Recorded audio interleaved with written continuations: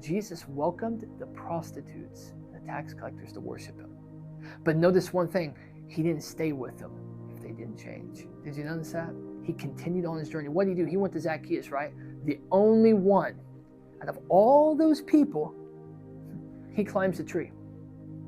Okay? Anybody else could climb that tree and Jesus could have just ignored them. He didn't ignore him. He said, salvation has come to your house. Your heart has opened up. That man was a sinner. He's stolen. He said that. Everything. We see that. And he said, salvation has come to your house. Let me go to your house. I'm going to eat there. We're going to go there. What did he say? He was willing. He said, Lord, I'm going to get back 4 times as much. His heart was open. That man, nobody was saying, oh, that he's going to eat with sinners now. He's going to do it. It didn't mean he changed right then all the way. His initial approach and his motive changed. Then, after he went and ate with him, he began to do it. You know that from there the progression stayed. You know, we find out with Legion, right? There were 2 of them in one gospel, but there's one in another. We know God ain't a liar. He can't contradict his word. There was 2. Why did the gospel only say there was 1? Because one changed and one didn't. Think about it. One changed and one didn't. One was willing to go to the cities and do it. One did it for their own, and he went right back in the same lifestyle. Some say that when Jesus done it, right? When he touched someone, they stayed permanently changed. No. Why did they keep going from believing and not believing in Jesus Christ? You don't think that's the devil? Yeah. It said the crowd loved him. They were there with him, and they turned away from him. In the book of John 6:66, you remember we went over that? It said many turned away. You don't think it was the devil doing it? It was devil. They lost things.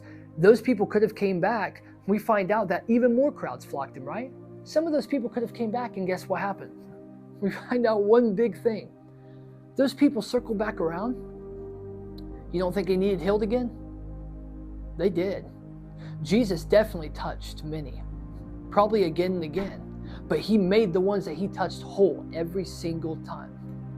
You know, there were only so many people there, and Jesus done won them all. Why did it say he constantly went up and kept praying for people? For one, he loved people so much to have compassion and mercy on them. Didn't matter how much they came to him for something, he was willing to do it. That's the love of our God. That's why you can see God, he can deliver over and over and heal over and over, because one of those times he's hoping something clicks. It ain't about that. He isn't about going seriously. Again, he doesn't do that. It's the devil. That's condemnation. He goes, one of these times, remember, love always hopes. One of those times, it's going to click, and I'm going to get them. That's what the Lord says. One of those times, I'm going to get them. You see? So with those areas, that's why the Lord was so merciful and everything else. A woman got caught in adultery, and he said, let the first person to cast a stone that has not committed the sin. And he said, who has condemned you? No one. But he said one marking thing. He said, go and sin no more. And why did he say that? Because he was assuring her his mercy leads to the holiness of God. Remember one thing, the fear of God doesn't just come because the fear of God comes. The fear of God comes through his mercy. I recognize his mercy in my life and his love, and it produces a holy fear. Because if he's willing to be that merciful on me, how much more can anything else go on? You see what I'm saying? So we find out that Jesus first did that, and they had a holiness.